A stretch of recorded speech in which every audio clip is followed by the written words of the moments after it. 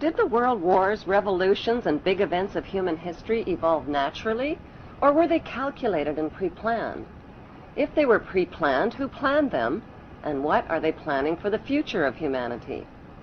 The answer to this puzzling question can be found within the boundaries of 3 of the world's most powerful cities. Those 3 cities belong to no nation and pay no taxes. They are Washington's District of Columbia, which is not part of the city of Washington or of the United States, the inner city of London, which is not part of London or England, and Vatican City, which is not part of Rome or Italy. These cities, called city-states, have their own independent flag, their own separate laws, and their own separate identity.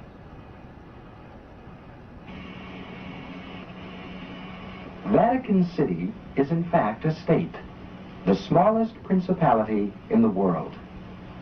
It lies on the banks of the Tiber, completely surrounded by the city of Rome.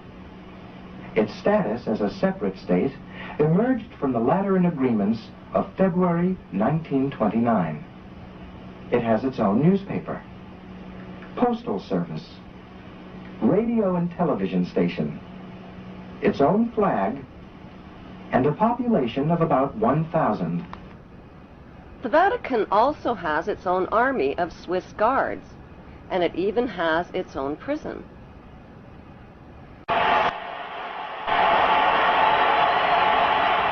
The Vatican rules over approximately 2 billion of the world's 6.1 billion people.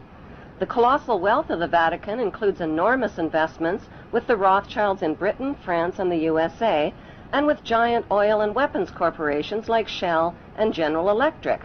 The Vatican solid gold bullion worth billions is stored with the Rothschild-controlled Bank of England and the U.S. Federal Reserve Bank.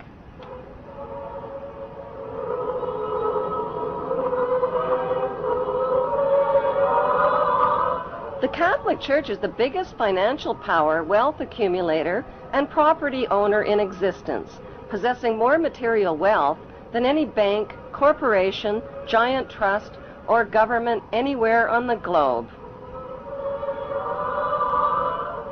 The Pope, who is the visible ruler of this colossal global wealth, is one of the richest men on earth.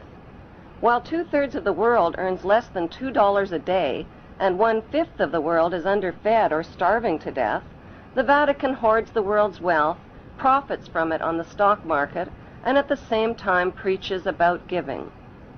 How did the Pope and Vatican accumulate all that wealth over the millennium? One method was to put a price tag on sin.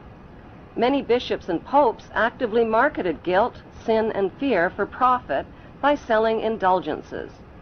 Worshippers were encouraged to prepay for sins they hadn't yet committed and get pardoned ahead of time. Those who didn't pay up risked eternal damnation in Satan's oven. Pope Leo X rebuilt St. Peter's Basilica, selling tickets out of hell and tickets to heaven.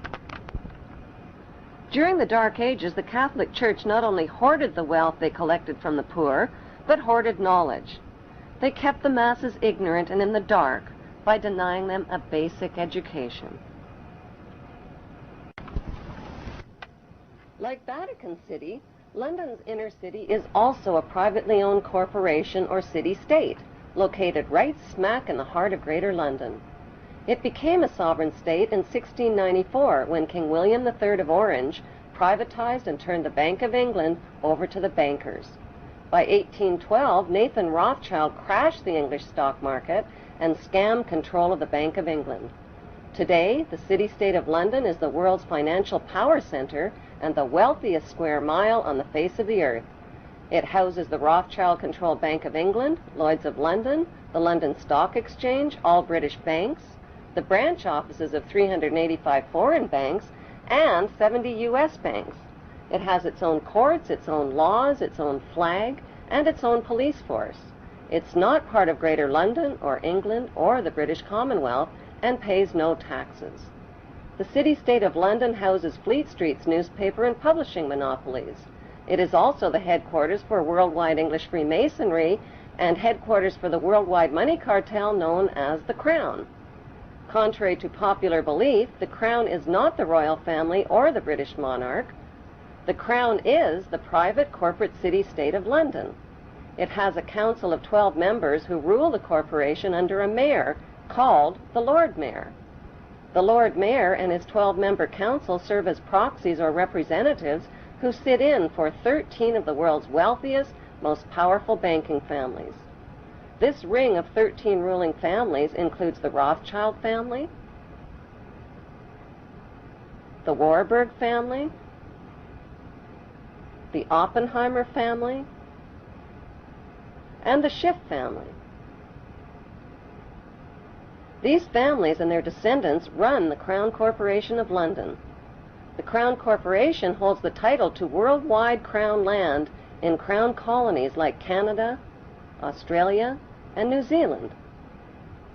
The British Parliament and the British Prime Minister serve as a public front for the hidden power of these ruling Crown families. Like the city-state of London and the Vatican, a third city-state was officially created in 1982.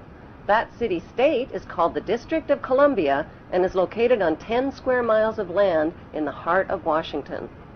The District of Columbia flies its own flag and has its own independent constitution.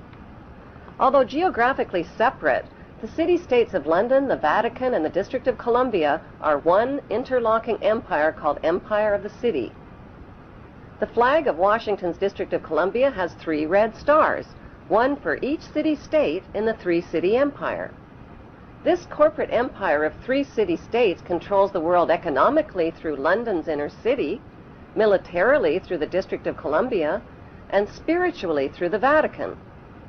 The Constitution for the District of Columbia operates under a tyrannical Roman law known as Lex Fori, which bears no resemblance to the U.S. Constitution. When Congress passed the Act of 1871, it created a separate corporate government for the District of Columbia.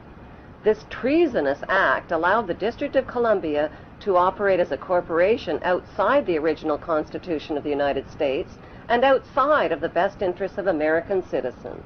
Corporation of the United States. Like Canada and Australia, whose leaders are prime ministers of the Queen and whose land is called Crown land, the United States is just another Crown colony. Crown colonies are controlled by the empire of 3 city-states. At the center of each city-state is a towering, phallic-shaped stone monument called an obelisk that points skyward. In D.C. city-state, the obelisk, known as the Washington Monument, was dedicated to Freemason George Washington by the Freemason Grand Lodge of the District of Columbia. The secretive Brotherhood of Freemasons laid the Washington obelisk's cornerstone in 1848 and contributed 22 Masonic memorial stones. 250 Masonic lodges financed the Washington Monument obelisk, including the Knights Templar Masonic Order. At the heart of London city-state is a 187-ton, 69-foot-tall Egyptian obelisk called Cleopatra's Needle. It was transported from Egypt and erected on the banks of the River Thames. In Vatican City, another Egyptian obelisk towers high above St. Peter's Square.